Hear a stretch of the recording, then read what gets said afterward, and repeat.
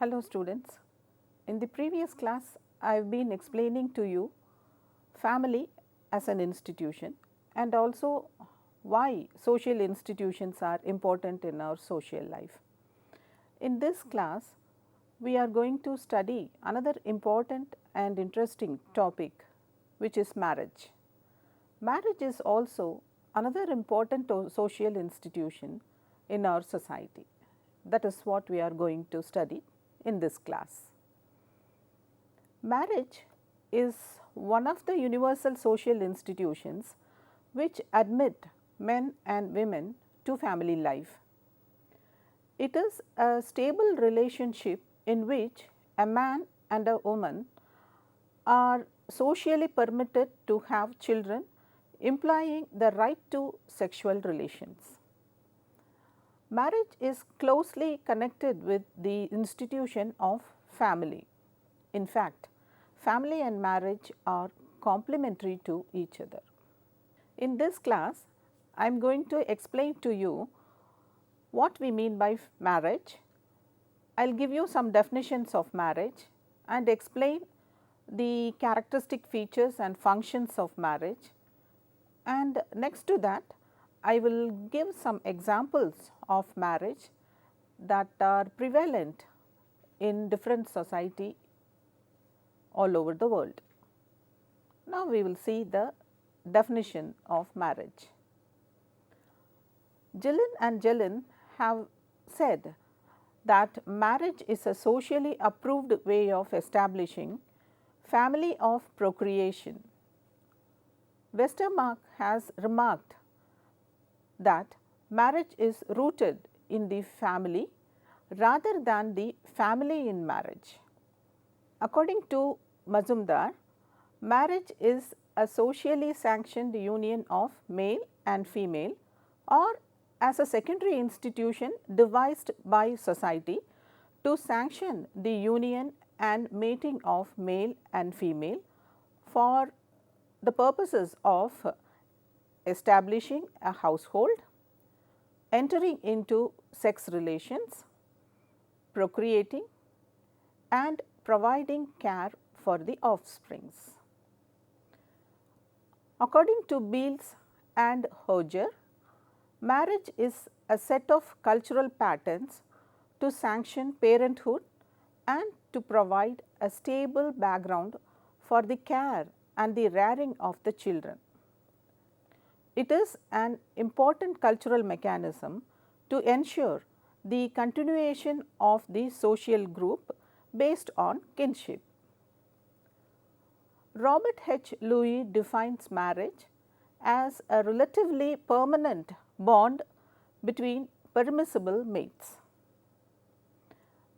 Now I will explain some characteristic features of marriage.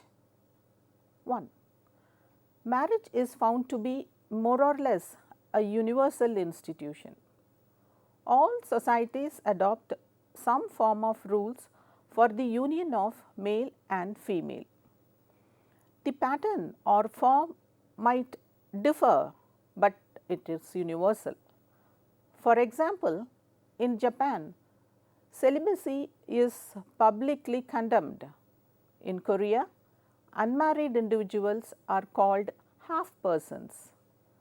Among the Hindus, marriage is considered as a sacrament which is regarded as more or less obligatory to procreate and attain salvation by a person in his life. 2. Marriage is a union of man and woman. It indicates a long lasting bond between the husband and wife. 3. Social approval is required for a man and woman to become a husband and wife to exercise the functions. 4. Marriage gets its social recognition through some form of civil or religious ceremony. The ceremony has its own rites, rituals, customs, formalities, etc. that might differ from society to society. 5. Marriage unites the man and woman as husband and wife. It permits them to perform certain rights, duties and support each other and also their children. What are the functions of marriage? Marriage is a powerful instrument in regulating the sex life of man. It prohibits certain types of sex relations also. For example, father and daughter, mother and son, brother and sister are not permitted to have sexual relationship in any form of society. This kind of prohibition is called incest taboo.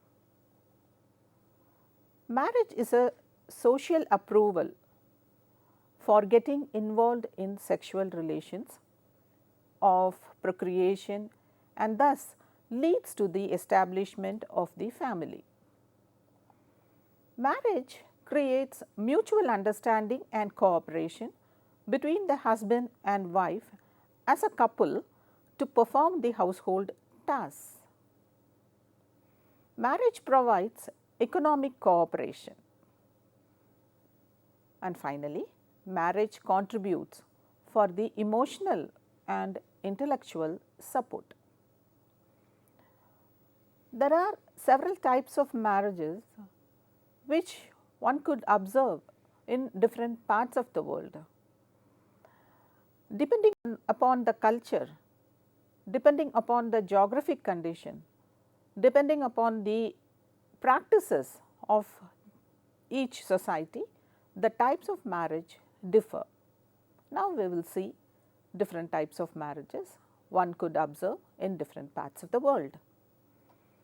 Marriage is an institution of society which can have very different implications in different cultures. Based on the culture and nature of economic activities, the marriage type varies. Monogamy and polygamy are the main forms of marriage found around the world. Monogamy refers to one man marrying one woman at a time. Polygamy is the type in which a man or woman has more than one spouse. There are two main forms found in polygamy. They are polygyny and polyandry. Polygyny: if a man marries two or more wives at a time, it is known as polygyny. For example, Eskimo tribes, African Negroes.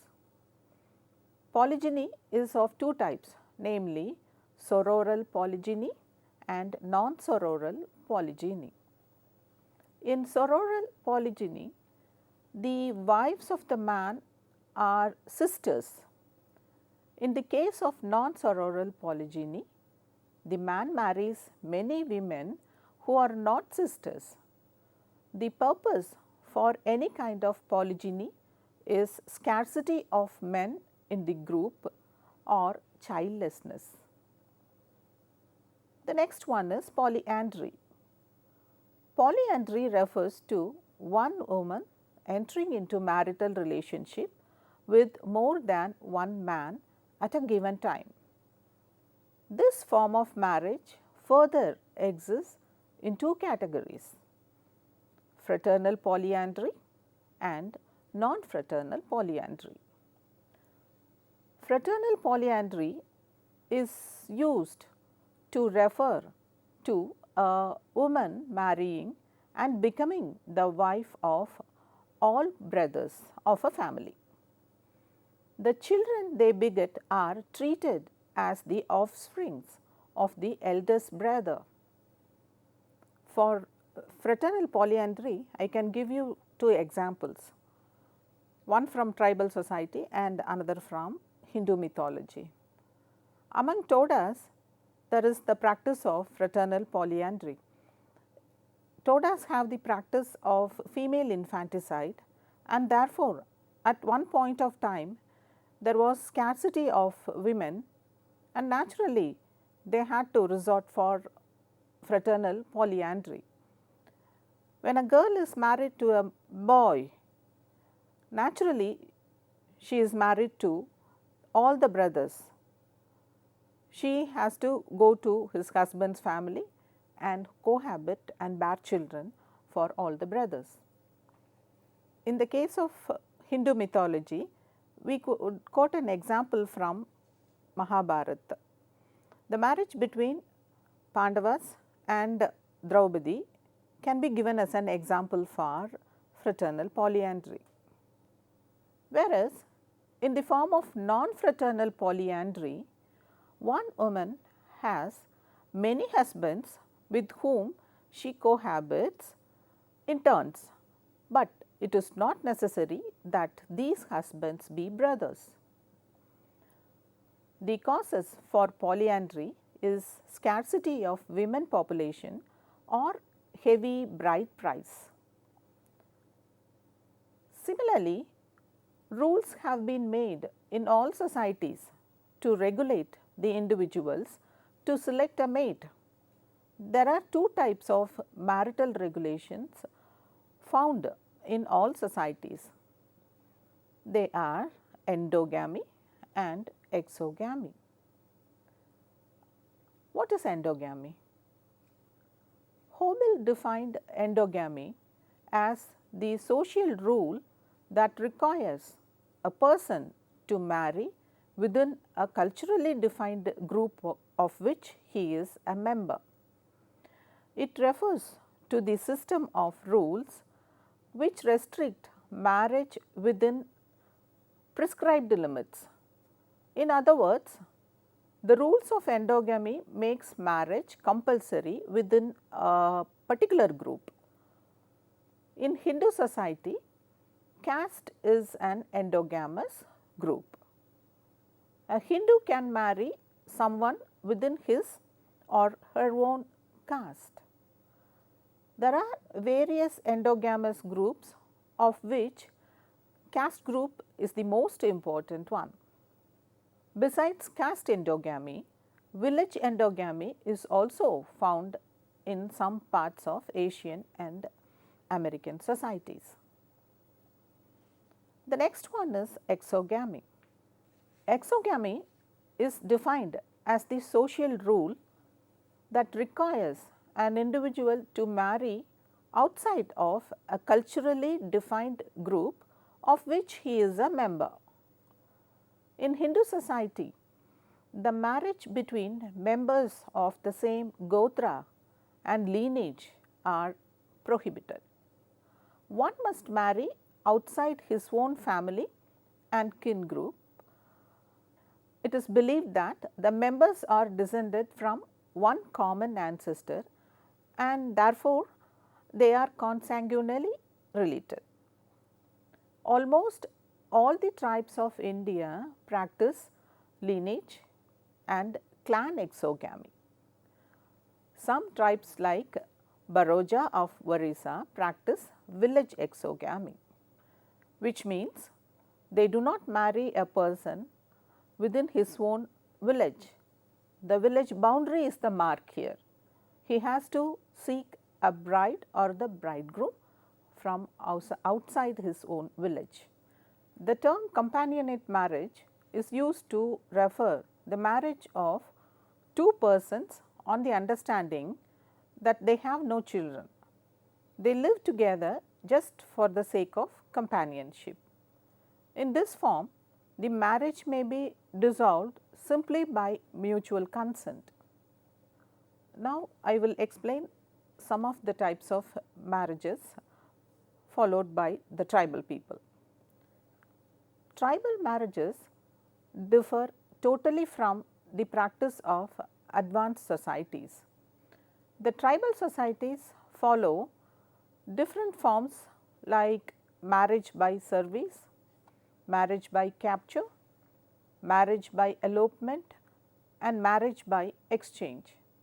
The marriage by purchase, then marriage by probation, marriage by intrusion and marriage by trial.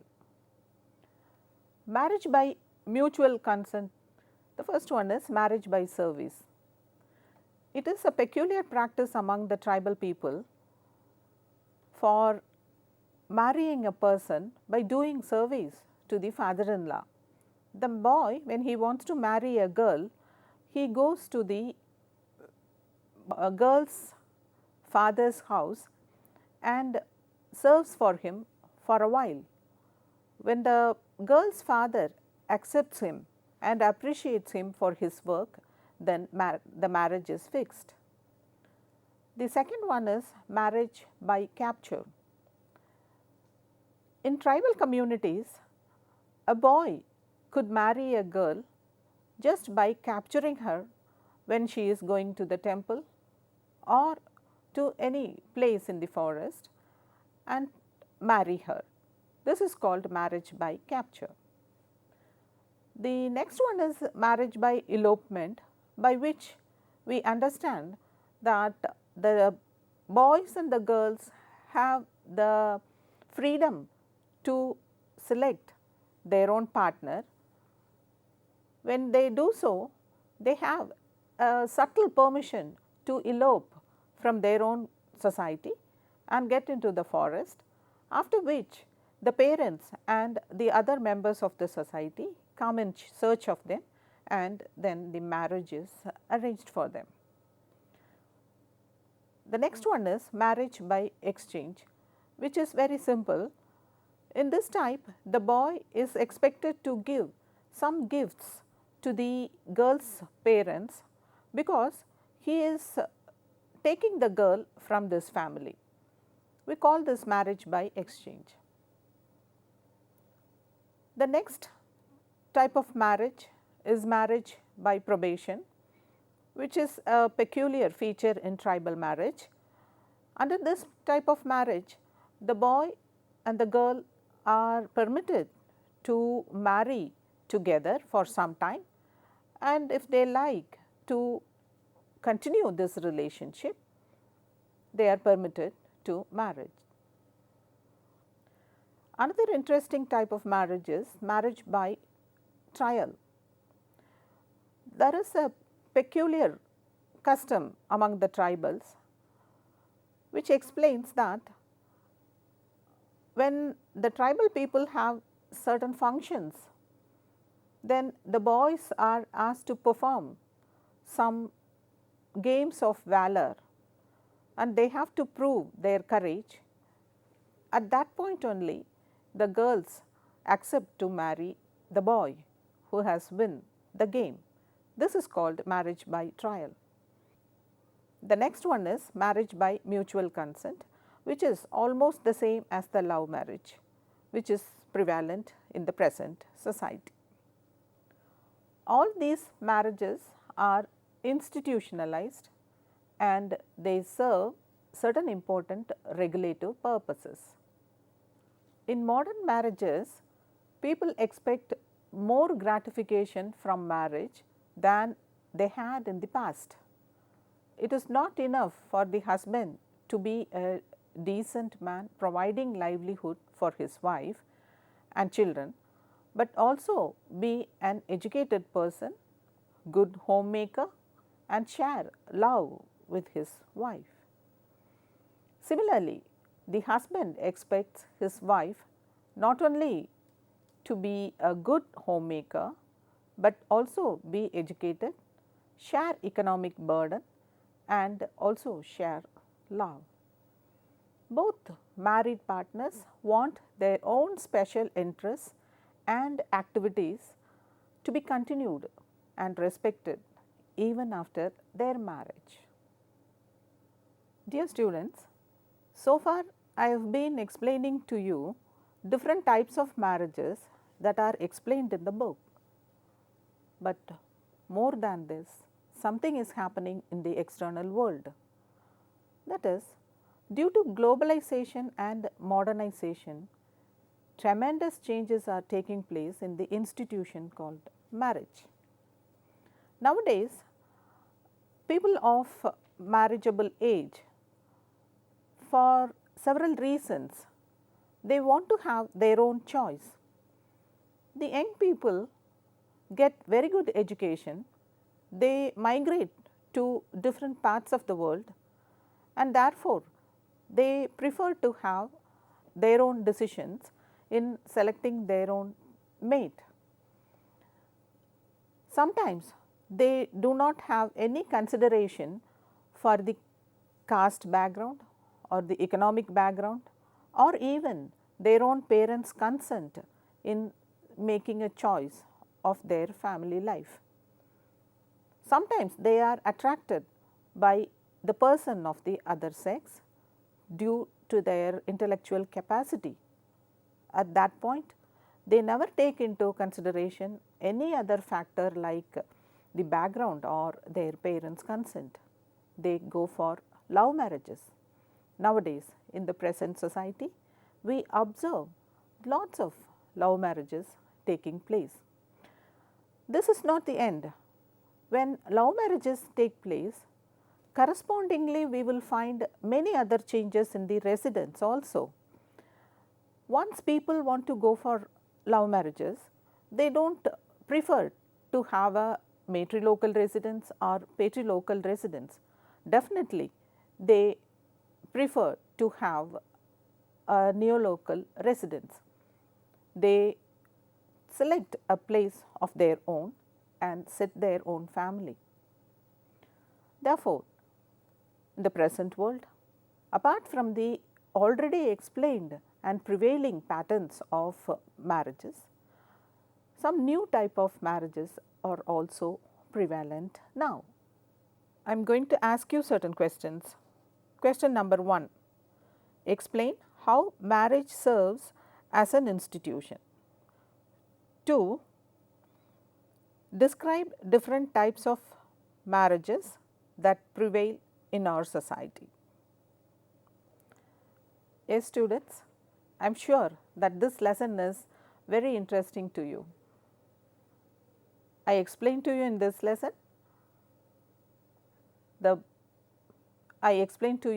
lesson what we mean by marriage sociologically, some definitions of marriage. Then I explained to you the characteristic features and functions of marriage.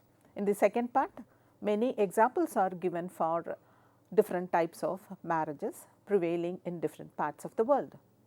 We will see in the next class.